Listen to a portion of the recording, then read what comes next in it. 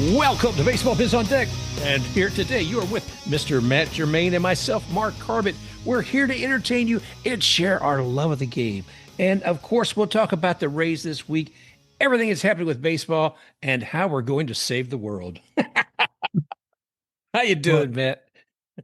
Trying to save everybody one person at a time, right? One Oh, thought at a time, because that's what I think it's going to take to I, get I, through this time. I'd have to agree with you. It's been terrifying watching the fires in Canada, my friend. Yeah, It's we're having a rough time. They've even sent firefighters from Australia.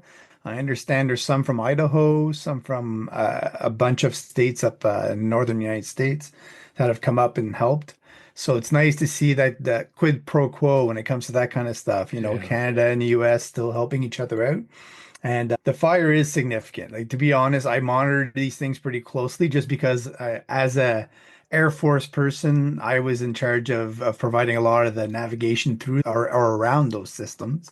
So that's one thing I keep an eye on through the apps that I have, and just the sheer size of it, like to give you some scope of how large the total surface area that's burning in Manitoba is. It's about half the state of California. Oh my gosh.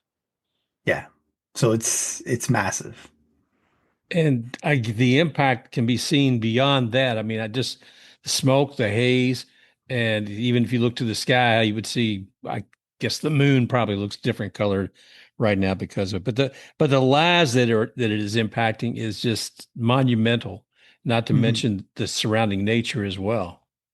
For sure. And what's scariest about that too is that, like, as you know, most of the population of Canada is around the border where with the United States, so in the southern portions. Right. So right now it's burning about two-thirds of the way up of Manitoba, which is part of why it's hard to put it out because there's not many resources there to fight against it either.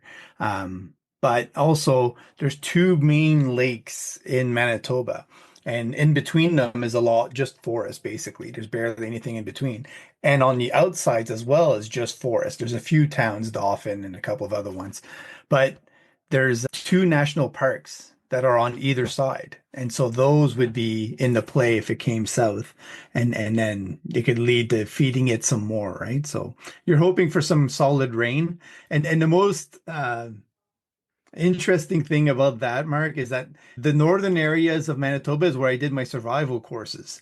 So they're swampy areas. I remember building a fire on a little thing like and you're in swampy lands and you're up to your knees in mud and so it's a moist area. It's kind of weird that it would dry up that much. It's not normal, basically. I salute all the people, all the good firefighters out there and rescue people doing what they can. I think, of course, as you well know, I talk a lot with some of the women in baseball and Mhm. how many of them on the USA team who've been with firefighting. And I think in Canada, I think Alli Schroder, she's a wildland firefighter. So this would probably be what she's doing right now. Yeah. And I know that I can't speak specifically about her, but I know people who are doing the kind of work she does. It takes a toll on their body.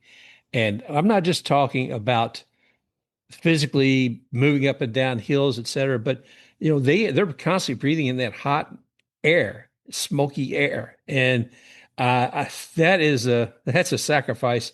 That's a lot to ask for a person. So I really appreciate all they're doing. So to Allie and all the other firefighters out there, thank you so much for trying to make this better. And, Absolutely. oof, man, oh man. I tell you what, it's been interesting here in Tampa this past week. Haven't seen any fires or anything, but hurricane season started and somebody needed to educate the new FEMA director. He didn't realize there was actually such a thing as hurricane season. I think he thought they were kidding him. So yeah, I got to admit, I didn't know much about hurricane season until about I moved down here 20 some odd years ago, but I wasn't head of FEMA either. So, what he said was a joke. It was a joke. I know. I know I know what hurricanes are. I know they got a season. Oh, yeah, yeah, yeah, yeah. Uh, on a more positive note, I know we had a sports organization and they had some awards and they gave Mr. Evan Longoria at one of the awards. They had also Dick Vitale and others that they were going to acknowledge. I thought that was a pretty cool dinner. Man, this past weekend I went up to Louisville to see my lovely granddaughter, and I Mhm. missed going to this event with Longoria. I went to a good friend of mine, Rick Vaughn. I missed going to an event where he was honored and where Lou Piniella's giving him an award in the name of Lou Piniella. And I was like, dude, you know, the fanboy in me was crying. But I got to tell you, when I'm holding that little baby in my arms, nothing even comes close to that. No, you made the right choice, Mark. 100%. Oh gosh, yeah.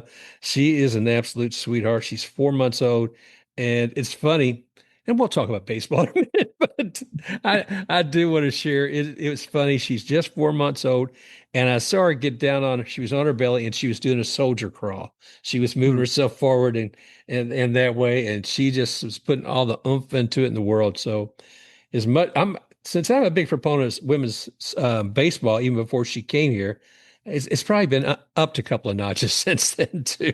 There you go. So you're looking long term, like you're going to be throwing the ball to her as soon as she can catch, and getting her on the path to loving baseball, I imagine. Oh, absolutely. It's so getting to baseball, it has been an interesting time for the Rays. It's a good time. I was just looking at during the show here at the show. The game here tonight was Zach Littel pitching against Walker Buehler. It's like, wow, that is a heck of a matchup of pitchers to be able to see. And right now, let's see, it's Boston 3, Tampa 1, and it's the bottom of the fourth. Yeah. Yeah, yeah. When I saw Bueller's name coming up, I knew it was going to be, if the Rays are going to pull it off, it'll be against the pen. It's not going to be against Walker because they tend to struggle against guys that are more um, high up in the zone effective, I guess is the best way to put it.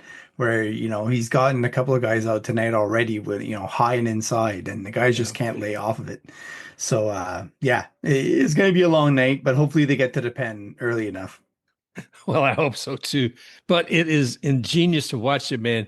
I should say it's amazing to watch that man because when he is pitching and you look at the retinue of the different pitches he has. I mean, he has like 7 or 8. I don't know if there's that many pitches you can. I know he had at least 6 or 7 pitches that he could deliver, and I thought you don't know what's going to be coming if Walker if Walker Buehler's up there pitching to you from the mound. He's a lot like Chris Bassett that way, the whole bag of tricks, which is something the Rays don't really have. Like they don't have that guy that carries a full toolbox. So it'll be interesting to see if sometime they can develop that and have somebody that's a little bit more toolsy than stuff wise, right? Yeah, it the on top of watching these great games, and I want to share some numbers too. I saw Brian Anderson earlier put up since May 20th, the Rays have been at the top of runs. They're number one with an average of 5.8 runs per game. They're second with home runs with 30 home runs. They Mhm. are first in steals with 35 steals since May 20th, and second in runners in scoring position. Average is 3.10. So, wow. Yeah, and I want to point out two other things as well. I think I did it this morning as well, where I looked at the last 30 days. So it's a little bit longer. And we were fourth in WRC plus, so weighted runs created. And when you're looking at the league in general, the Rays are rarely in the top five when it comes to run scoring, run production, offensive makeup. And it speaks to the maturity of their lineup. Like they're just, they're older rookies. They're more lefty heavy, which is what I've said they've needed to do for a long time. And the righties they do have are able to handle guys on both sides of the plate. Like I'm talking about more about Junior Caminero and Yandy Diaz. So it's helping their lineup significantly. And also, what impressed me most, Mark, through all that is looking at the opponents Mm. because the opponents they've had over that stretch, I mean, they're winning series, they're sweeping teams. They've done a lot of good against some really tough matchups. So that's also impressive to see. And it seems like they've gotten a little bit more comfortable now. It's Steinbrenner Field. does feel good. And I think there's been an advantage to being at Steinbrenner Field. I mean, if we look at these games with the Red Sox, the first game with the rain, I think that they were probably more adept at being able to play with because they've had to do that some at Steinbrenner. If they've been doing it constantly with no rain, they may have had a little more difficulty to do that. The first game in this series, oh gosh, what Boston had their a new guy up, I think he was 20 years old, Roman Anthony, and he had a error out there, and it was some of that I think had to be attributed just when he was trying to scoop up a ball, and it was rain was just had the moisture to the ground or whatever was so damp to being able to kind of judge where that ball was coming up. He had some difficulty with it, but I think that they are better suited because of their experience at George Steinbrenner Field with the rain.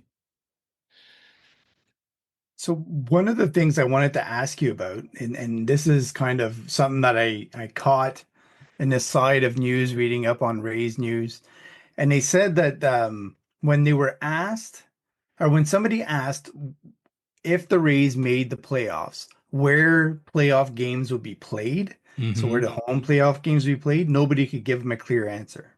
Oh, They can, and so there's no official decision because I think the agreement they have with the Yankees is only for regular season. It's not for postseason. So it'd be interesting to see, first of all, what impact hurricane season has on, the efforts to repair Trop Field. mm-hmm. And number two, what it also does to, Steinbrenner Field as well, because there's some things that could happen, and you never know basically what could Yeah, happen in the region. that's true. But if they do make the playoffs, where are they going to want to play those games? Are they going to be satisfied with 10,000 fans, or are they going to look to put temporary seating up? Are they going to seek out another stadium, let's say in Orlando or somewhere else? Like, what are the options that they're going to present? And then there's two other pieces of news that were on the same realm, basically. But the other one was that Tampa Bay Times put out that the first step of keeping the Rays in Tampa was to extend the lease at the Trop. And I kept thinking, what? Like, how does that make any sense? Why doesn't anybody else vocalize the fact that they should keep Steinbrenner Field? That's my Yeah. thought. And then the other one is Jane Castor supporting the Rays move to Tampa now and like being more vocal about it. And that was about 12 days ago that that came out. Um, and so I thought that was an interesting one because it was right when that, you're talking about the Rays doing well and starting to pick up steam. Right in the middle of that, that's when she came out with that, possibility of keeping him in Tampa permanently. So, I thought those were the three little bits of news that I caught where I was like, I wonder what this all really means. I like that, Matt. I'm glad you saw that, especially about Mayor Castor. I have to send her a thank you card or something. No, seriously, man. We appreciate it to see people in the community stand up for the team and see those possibilities. But I'm not unlike you. It seems very clear to me that why can't we get that daggone George Steinbrenner Field? Yeah, okay, then and then plan for another year where we add a second tier of seats up there and block out some of the wind, but increase the seating area capacity. But you know, we don't need a 50,000 seats. Heck, by the way, the jumping off the train here. The Bananas were here in town, and they had what was it like 68,000 at Raymond James, which is right across from George Steinbrenner. They had 82,000 at another ball field. It was a college football field the other day, so they're up to 82,000. That's a heck of a road game. But coming Man, back, it is. Yeah. Coming back to Mayor Jane, thank you, Mayor Jane Castor. We appreciate that, and all of true fans of the race do. So we'll back you, and hopefully we can find some people who will back the whole idea of the George Steinbrenner Field as being a permanent new home for the Rays. And get some modifications done there. Yes, sir. Talking modifications, saw some news today, brother. Looking at Rodriguez and him going through some difficulties now, be up on the IL for 15 days, and perhaps even is as discouraging, if not more so, is Shane. Mhm. Shane McClanahan today, news broke that he's going to be seeing a nerve doctor. And I, there's a, the worst thing about that means that there's a reason he has to go see a nerve doctor. So I wish him well. And as fans, we worry about his health first. But as people who enjoy the game, we hope to see him out there on the mound again soon. So I don't know what's going to happen with all that. Yeah. So looking at Shane, I hope he's getting well soon. Challenges on the IL are big. But we expect changes. We expect this to happen. Not necessarily him, but we expect injuries. And one big, beautiful day, I tell you what, man, I'm looking, Matt, and I'm saying 50 days. People have been looking a lot at 100 days recently, but I'm looking at 50 days. We've got Mm. 50 days till the trade deadline comes. Yep. And injuries happen. So that can really facilitate what kind of decisions are being made in front offices, all across MLB. I don't know. I mean, I look at what we have. We have a strong, strong, strong farm system. We've Hmm. got guys down at AAA, even at AA, who look good, who can come up. But if you were shopping for the front office today for the Tampa Bay Rays, what would you be looking for? Probably a closer. Yep. Just because I don't trust what Pete Fairbanks offers, especially in cold weather. I also believe that Mason Montgomery isn't actually ready to assume that role. And although you have other intriguing pieces that may fit in there over time, because, I look at Shane Baz, and I've said this before, where his innings pitch total after his next start is going to be almost to the maximum that he's done in MLB, the exact amount. So, 4 or 5 starts later, maybe you can go as many as 8 starts later. He's at his quote unquote max that most teams like to use, which is about 40 innings over your previous maximum. I think if you include some minor league time, he's actually able to go above that. But the long story short is that by the time he gets to 160, 180 innings, he's not going to be that viable for the playoffs in terms of stamina, Yeah. effectiveness. So do you really want to push him to that limit, right? There's some questions there. So all that to say that, a lot of the starters the Rays have are doing good work. They have bridge guys that can fit in between that are effective and doing good work. What they need more than anything, and the Dodgers know this, they've done it year after year after year, is to just solidify the back end. Go and get somebody, and it doesn't have to be necessarily somebody that's in a closing role right now, because the Rays have a knack for improving, relievers to the point where you can see them as closers. And you said I was a good example, right? Mm. Where last year he started becoming more of that, secured. And it's good because the Rays are changing something in that reliever to the point where teams haven't adjusted yet, and it throws them off balance, and it doesn't cost them an arm and a leg either. So, all that to say that there are guys like David Bednar from the Pirates is the obvious choice, but there's going to be so many suitors. The cost is going to be significant. Can they come to an agreement with the Pirates on that? For sure, they can. Will they? I think they go the more unconventional route the majority of the time. So I'm expecting something that we haven't noted yet, or something we're not expecting to happen. And I think, you read the tea leaves, you look at teams like the Reds who've already dealt Alexis Diaz to the Dodgers. Maybe there's a fit there that we're not aware of with the Reds. Maybe there's somebody with Atlanta who all of a sudden is struggling, and I think they lost 7 or 8 straight. Um, and they just don't seem to be gelling at all. They just had one of their starters get Tommy John as well. So there's teams out there with, usually high-end talent that would be fitting in the pen. And the Rays have some internal options they can use too, and that includes shifting a starter to a relieving role, especially when it comes to the playoffs. But I think if I was to spend money, it would be there. And if not at the closing role, then improving the right-handed hitter in the outfield.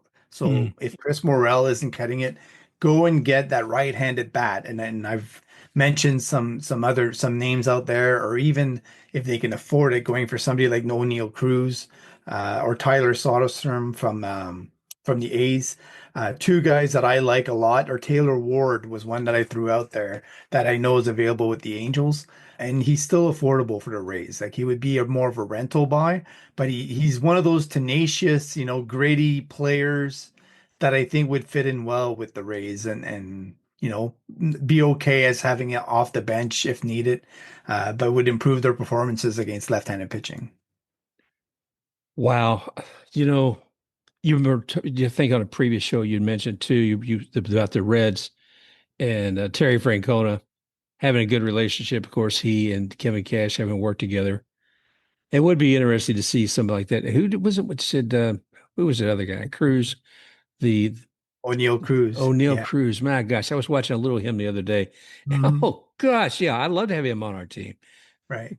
It's Well, the Rays amazing. have some prospects like Homer Bush Jr. we spoke Mm, about with Kevin, where I think he would be somebody like the Pirates would like to have that as a return because O'Neill Cruz doesn't really give you the average that you're looking for in an elite player you're going to pay over multiple years. right. And I don't know that they want to hand anybody a contract. Like they'd have to go well above and beyond what they gave Brian Reynolds. And they kind of hummed and hawed and almost never got that one done.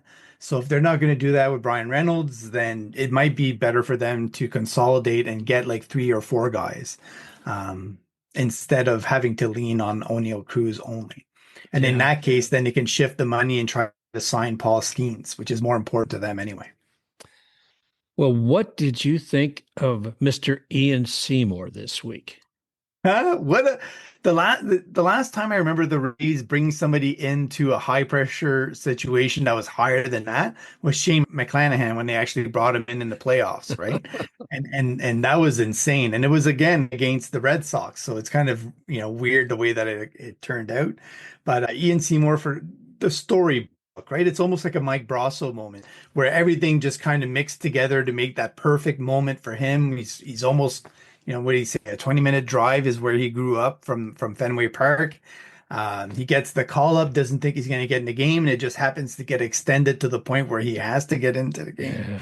So I thought he pitched really well. He looked composed, but he's always had great mound presence, and I've always noted that. And every time I wrote about him, like he just has the moxie that says, "I belong. I'm ruling this mound. It's my mound, and I know what I'm doing up here." So it was great to see.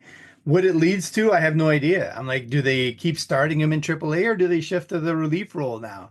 Like, because he looked so good. So we're talking about closers and needing to bridge guys and a few injuries coming up. Like, he could fit in that role for sure.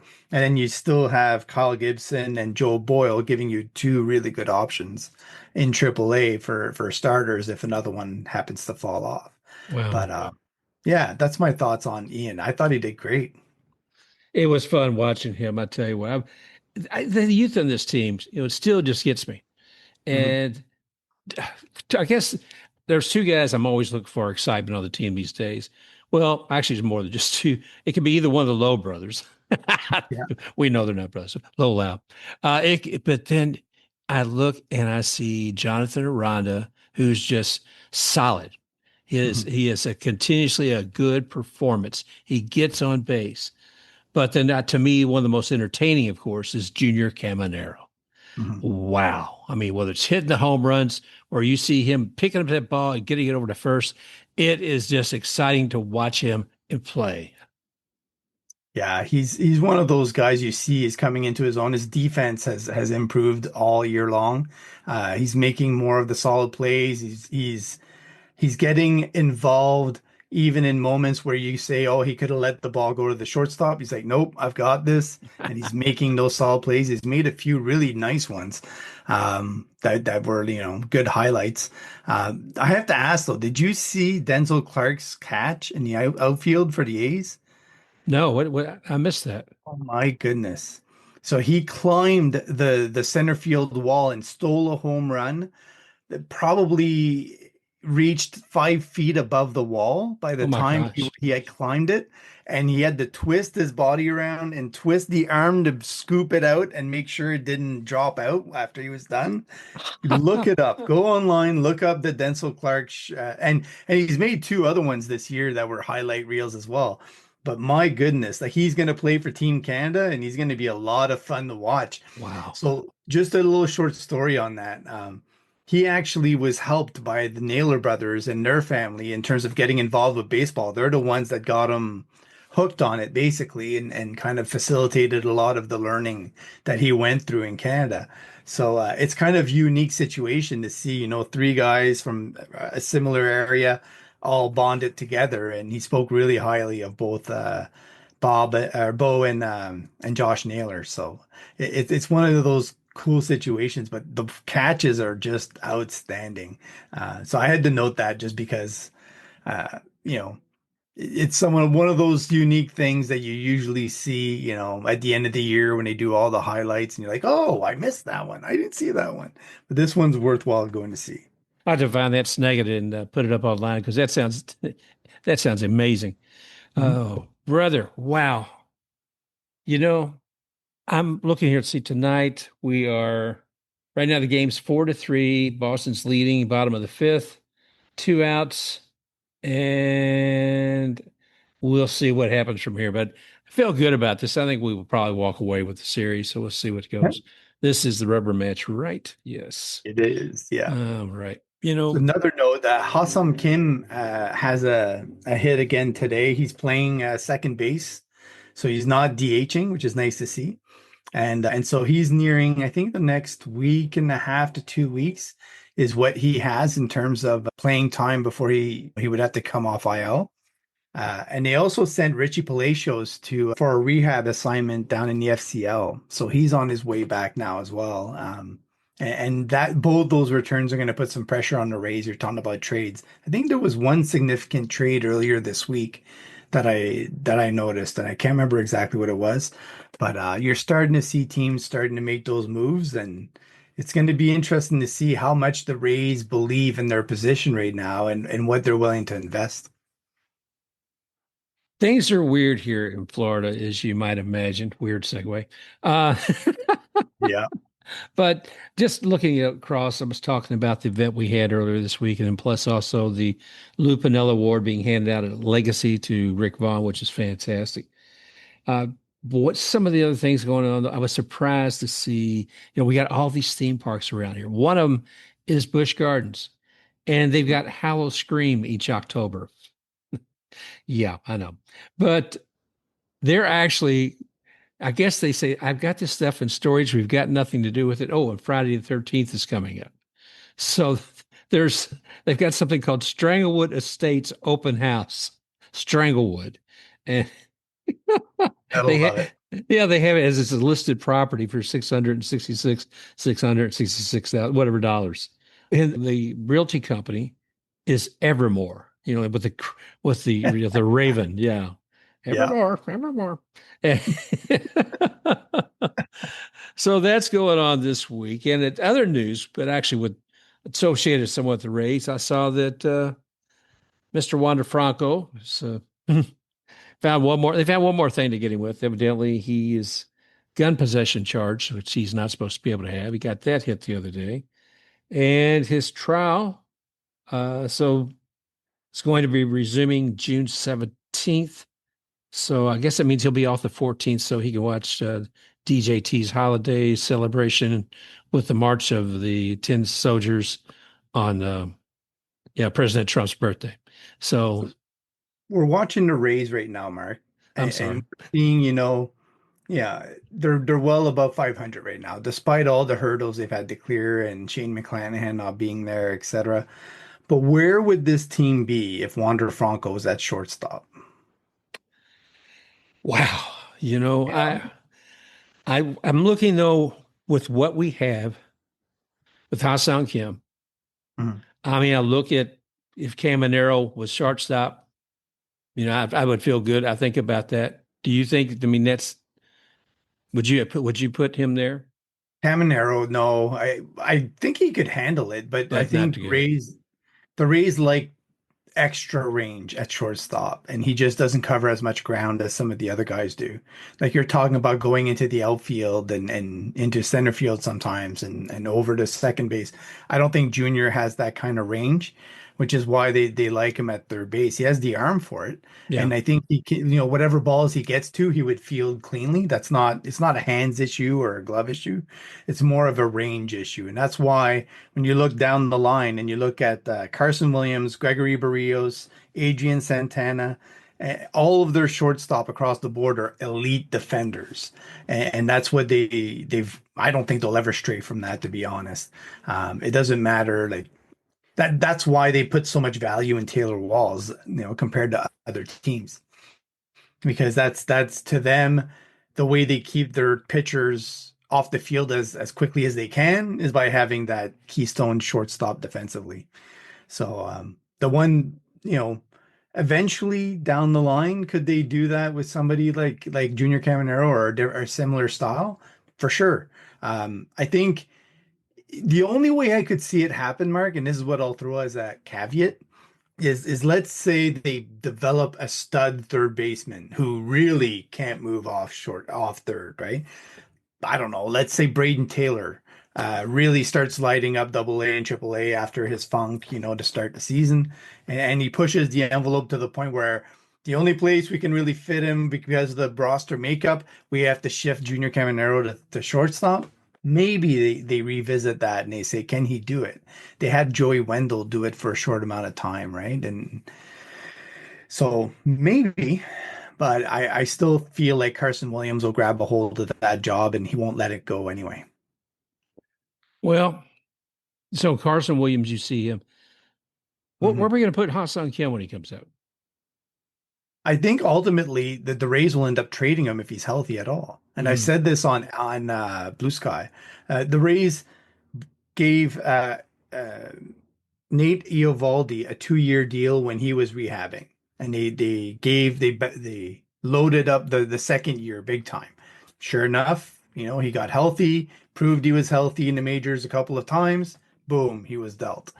They did the same thing with Wilson Ramos. They backloaded the contract, brought him in 2 years, dealt him as soon as he was healthy. They Yeah. didn't stick around with him too long. So I think it'll be the run up to the trade deadline for him to prove that he's healthy and he's ready to go.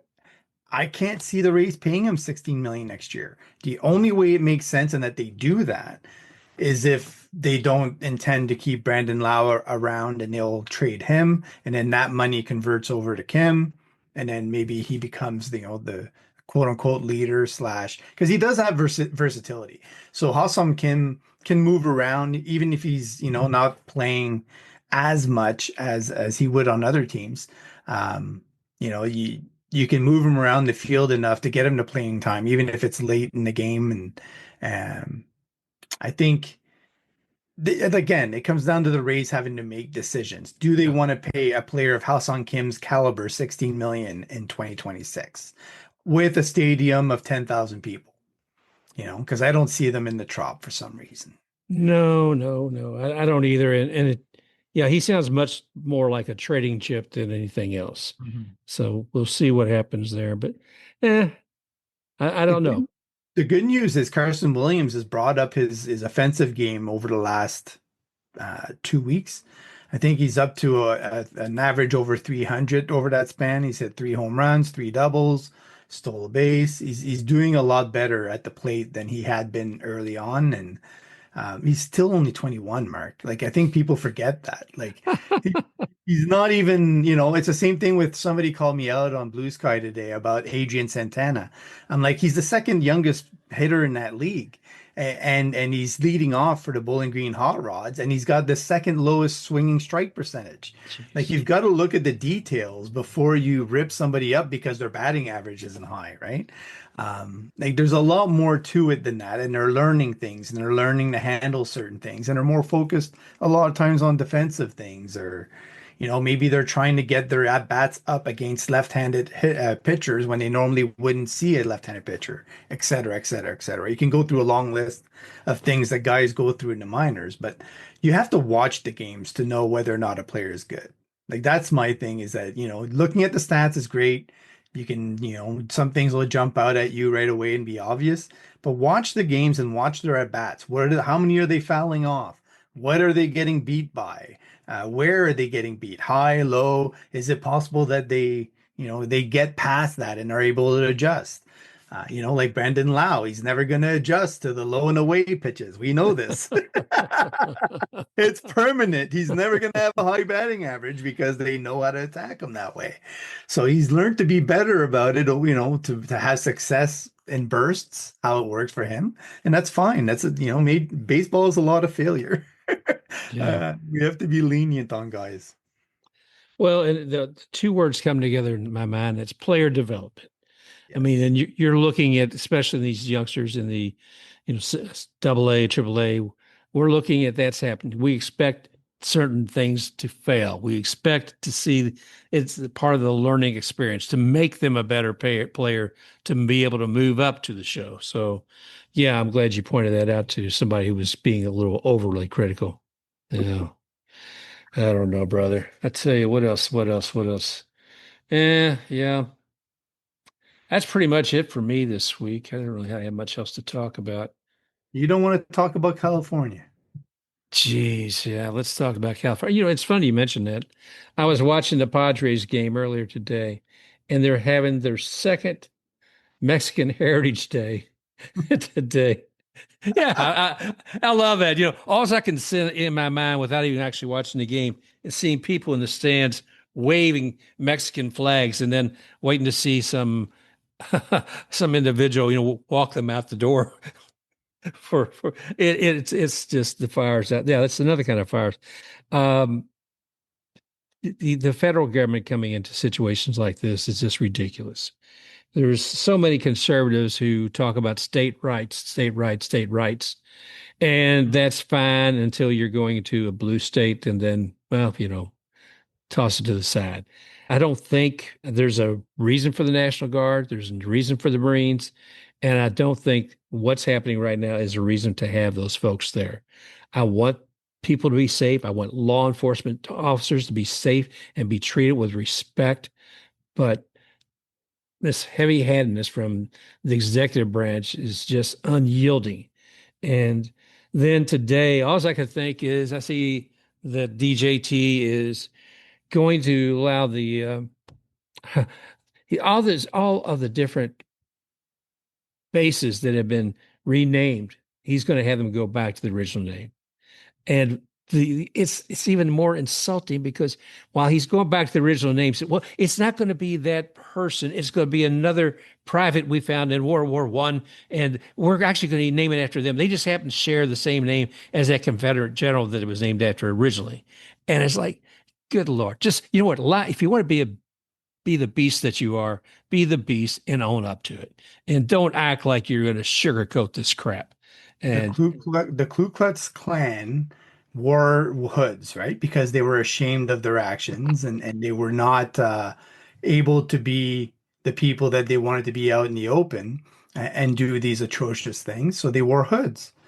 What are ICE wearing? They don't even have uniforms. They're yeah, wearing, hoods over their faces because they're ashamed of what they're doing. They know it's wrong.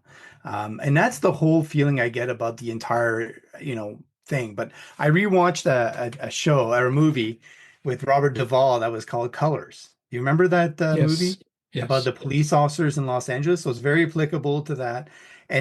What was the war about in Los Angeles at the time? It was blue versus red, exactly what you just said. And it's happening at a national level in this whole divisiveness of using politics as a weapon to Yeah, get what you want. That needs to go away. And when you've turned the Supreme Court into one of those colors, there is no law at that yeah, point. yeah, And that's the sad truth of it all, because the quote unquote more docile side is what I would call is still trying to use the courts, which are always, always, always going to ramp things up to the Supreme Court, who they know is one-sided. So how are you supposed to get any justice at that point? Any ethical justice, right? You can't. So that's the No. sad truth of it all. And I don't know how you get out of it. I really don't. You have to continue to just replace every daggone congressperson who's not working toward a solution. Mhm. And that's what it's going to take. And it's real easy for me to point at all red for that, but there's some blue too that just haven't got off their daggone keister to do anything about it. And Absolutely. they need to be evaluated and judged too, and have somebody in who's got some who's got the fortitude. I'll go with that. So I To just hope it doesn't leach into a worse situation where people start, because there's a lot of trigger happy people out there, and some of them are not exactly well educated about the impacts of their actions. yeah. And I hope it doesn't go too far too quickly, because once the ignition goes, you don't know where things are going to lead from that point onwards. You can't put the genie back in the box as easily once you've gone beyond a certain step. So I wish everybody all the best. I hope that cooler heads prevail, and I hope it doesn't leach into, the vast majority of people's lives, and that some way, somehow, cooler heads prevail overall. Well, I hope you're right there, but I got to tell you, I was concerned when the president said, he was basically going to give a pardon to Pete Rose, and then Manfred did that. So I see my concern goes here that I look at Cleveland and I'm thinking, will the president be speaking to the commissioner and saying, how about them Indians? or Oh better my yet, goodness. or better yet, Bring back the Washington Bullets. that's right. Good Lord. Yeah, DEI, DEI. Or worse yet, what's the field called where they play in Cleveland? Progressive Field? Yeah. Progressive? I'm sorry. We can't have any progressives in baseball, so we need to rename the field, man. Yeah, they'll No. bring back the Washington Redskins. They'll bring back, Oh. yeah, I don't know, but I'm with you, brother. I want to, try to find a peaceful way to continue to protest, folks. Make sure that when the time comes to vote, you see those people who've done nothing or who've given a lot of lip service, and put them out, kick them out, vote them out. And it's the one legal thing we can do, even when those within the administration are breaking every law they can. And we just got to stand up and speak and be out there all the time with this. So there's all those No Kings rallies going on. I think there's even some in Tampa this weekend. Find out where yours are. Make your voice known. That's all I can say. yep. There's a lot of good tools out there in terms of organization online now that you can get awareness on. So I would encourage people to educate themselves on what is actually going on, not using their normal outlets. Just go around and look at what is actually being reported by a wide variety of sources, Yes. so that you get the most wide range of options to pick from, and decide for yourself what is actually taking place and what's being hyperboled into some sort of emergency which doesn't exist. Don't get caught in an echo chamber. It's easy to do. So, all right. Well, boys and girls, I think we're going to wrap it up here today. And I wish everybody out there a great weekend. I hope you enjoy your game. Let's see right now what's the score. Still 4-3, Boston leading, and we'll see what happens. Buehler's still pitching, 83 pitches into it, top of the seventh. He's getting some tough calls too. Yeah. Oh man, another time we'll talk about the beginning of that game and Devers calling himself his own walk right there at the beginning. Yeah. Anyway, thanks a lot, Matt. It's good seeing you, buddy. Good to see you too, and have a good weekend. All righty. Just a reminder, you can find Matt at matgermain.bsky social. That's at mattgermain.bsky.social, or Mark at baseballbizondeck.bsky.social. You may also find Baseball Biz on Deck on iHeart, Apple, Spotify, Amazon Music, and at baseballbizondeck.com. Special thanks to XTakeRUX for the music, Rocking Forward.